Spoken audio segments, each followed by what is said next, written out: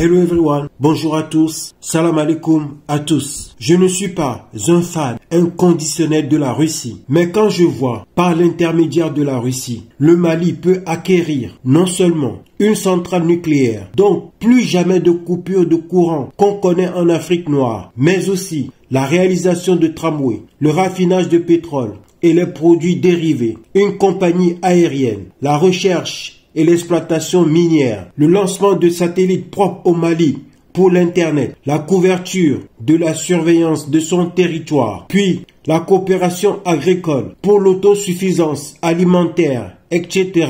Personnellement, je préfère que l'Afrique développe sa propre technologie pour être indépendante. Mais il y a un adage qui dit « petit à petit, l'oiseau fait son nid ». La Fédération de Russie n'est pas une démocratie. Les pays occidentaux, des semi-démocraties. Alors, doit-on encore diaboliser la Fédération de Russie alors que nos ex-colons n'ont pas fait mieux? Dites-le moi en commentaire ce que vous en pensez.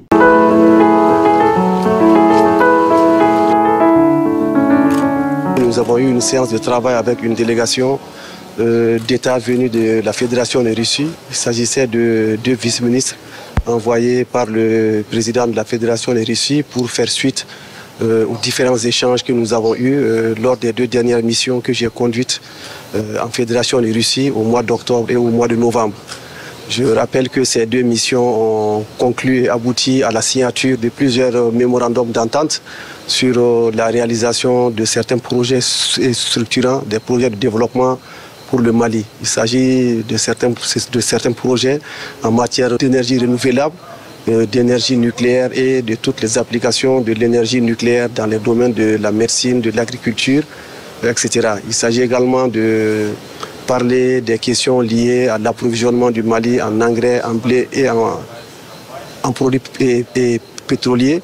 Il s'agit également de poursuivre les échanges par rapport à la réalisation du chemin de fer, également de la réalisation de deux réseaux de tramway qui traversent la capitale dans les deux sens.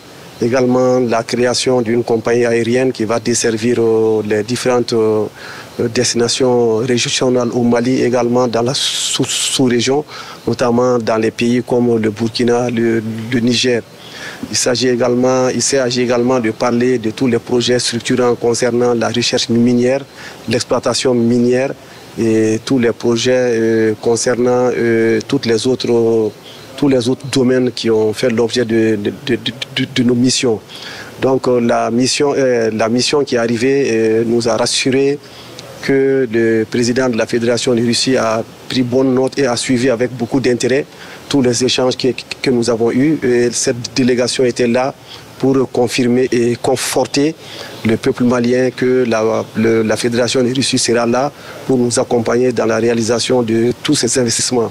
Les délais de 2 semaines ont été donnés pour que des délégations russes puissent arriver ici et puissent commencer directement à travailler sur le domaine de l'énergie, parce que nous avons estimé que l'énergie est un problème majeur aujourd'hui.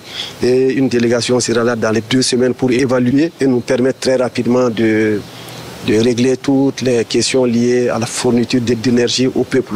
Également dans le domaine du transport aérien, dans le domaine du transport ferroviaire, dans le domaine de la recherche minière et dans le domaine de l'envoi de satellites pour le Mali, pour que nous puissions avoir une couverture totale du pays par Internet, par les réseaux de télécommunications, par le contrôle et pour faire un cadastre minier. Tout cela, nous allons avoir des délégations qui vont se succéder ici dans les 2 semaines à venir pour que vraiment un coup de fouet puisse être donné à la réalisation de toutes ces infrastructures. En tout cas, là, nous sortons très satisfaits de ces échanges et nous pensons très rapidement que les choses vont bouger pour le bonheur du peuple malien.